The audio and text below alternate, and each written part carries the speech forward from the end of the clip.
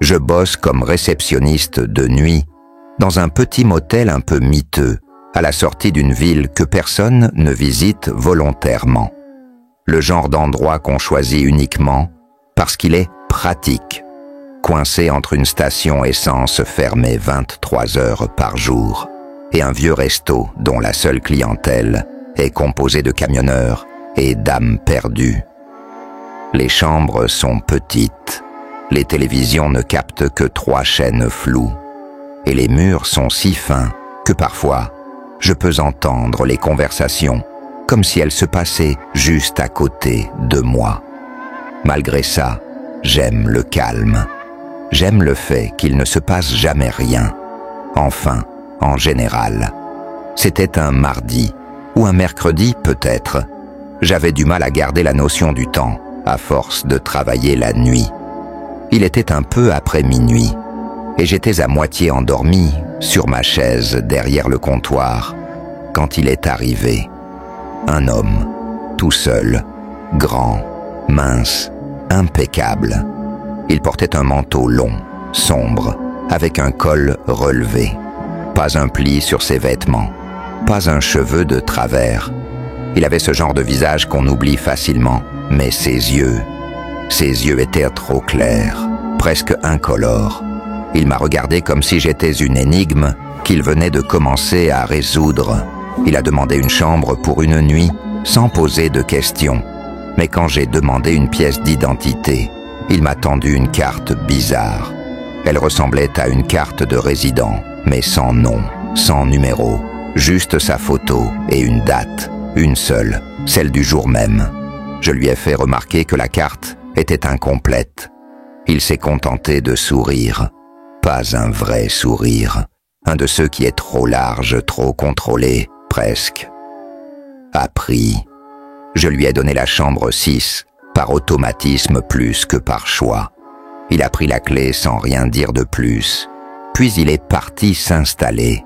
Je n'ai pas aimé son énergie, mais encore une fois, j'ai vu des clients bien pires ici. Alors j'ai haussé les épaules et je suis retourné à mon film. Sauf que, 1 heure plus tard, la lumière dans le couloir a commencé à clignoter. Juste celle devant la chambre 6. Je suis allé vérifier sur les caméras. L'image était figée. Toutes les caméras affichaient l'image de 1h03, même s'il était 1h47. Et sur chaque écran, on pouvait voir la porte de la chambre 6 entr'ouverte, même si, en temps réel, elle ne l'était pas. Quand je suis retourné au comptoir, le téléphone a sonné. Ligne interne, chambre 6. J'ai hésité, puis j'ai décroché. Une voix féminine a dit, très calmement, « Ne laissez personne entrer, pas même moi. » Puis elle a raccroché. Je me suis levé si vite que ma chaise a basculé derrière moi. J'ai couru jusqu'à la chambre 6. La porte était fermée, silencieuse. J'ai collé mon oreille contre le bois. Rien. Mais en me retournant, j'ai vu quelqu'un au bout du couloir. Une femme debout. Elle portait exactement le même uniforme que moi. Même coupe de cheveux, même badge avec mon prénom. Je croyais rêver. Elle m'a fait un petit signe de la main, puis a pointé la porte de la chambre 6. J'ai reculé, lentement, jusqu'au bureau, en fermant chaque porte derrière moi. Le téléphone a sonné de nouveau. Cette fois, une voix masculine. « Il ne faut pas lutter. Vous avez déjà dit oui. » Je n'ai pas répondu. Je me suis contenté de raccrocher. Je ne sais pas ce qui m'a poussé à le faire, mais j'ai fouillé dans les vieux registres du motel, les archives papier. J'ai cherché le nom de ce client, n'importe quoi, un indice. Et là, j'ai trouvé une fiche, même photo, même visage, mais la date, c'était il y a 23 ans. Chambre 6. Il avait été retrouvé mort dans sa chambre, sans blessure visible. Le rapport disait « cause inconnue ». J'ai lu ce rapport au moins 3 fois, les mains tremblantes.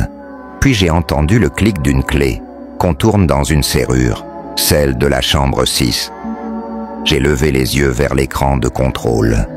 Les caméras affichaient de nouveau l'image en direct. Et là, sur l'écran, la porte s'ouvrait lentement. À l'intérieur, la pièce était vide. Mais dans l'angle de la caméra, j'ai vu une silhouette debout, de dos, immobile. Puis, dans une synchronicité que je n'arrive pas à m'expliquer, toutes les portes du couloir se sont ouvertes en même temps. Pas violemment, juste calmement. Comme si quelque chose ou quelqu'un les ouvrait d'un seul mouvement fluide. J'ai appelé la police. Ils sont arrivés une quinzaine de minutes plus tard. Mais bien sûr, à leur arrivée, toutes les portes étaient refermées et la chambre 6 était vide. Aucune trace du client, aucune empreinte, rien. La seule chose qu'ils ont trouvée, c'était la fiche du registre que j'avais sortie. Elle avait disparu du tiroir, mais elle était maintenant posée sur le comptoir et la photo n'était plus la même. C'était moi. Et depuis cette nuit, chaque appel interne que je reçois, chaque bruit de pas dans le couloir, quand il n'y a aucun client, je me demande si je suis encore celle qui accueille les gens